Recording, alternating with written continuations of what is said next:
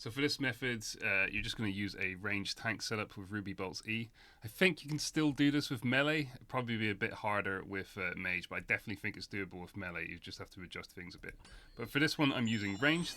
Now, for people who've shown this fight in other recordings, I've seen them always using free tick switches on the prayers, which obviously is fine, but it's a lot more complicated for someone like me or other people who just don't do those sorts of things or are just too bad to do it.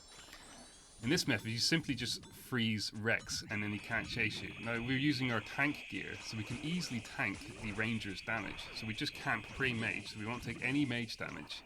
And Rex gets frozen, so you won't be taking any melee damage, and you can just tank the range damage.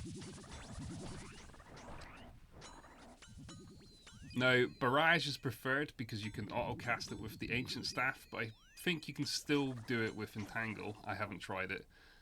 But I've heard reports that you can if you don't have access to ancient magics. Now, in this case, you can see that I've got the ancient staff. I think you probably want to bring a staff or something when you do use your entangle, if that's the method you choose to use, so you don't end up splashing.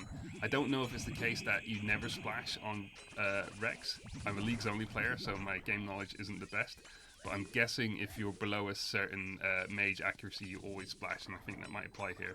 So have something to take your tank gear above that minus 65 mage accuracy if you are using Entangle, or in this case, having the Ancient Staff if you're using Ice Barrage.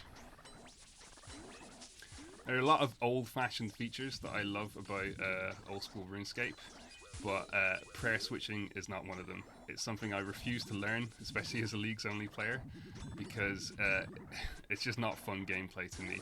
I long for the day that Jagex just decides that, you know, we can keybind prayer switches, because this just isn't fun.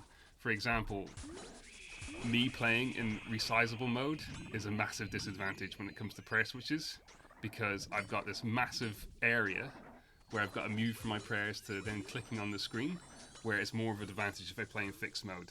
Now, name a modern game where you've got to change the graphic settings to play at a reasonable level.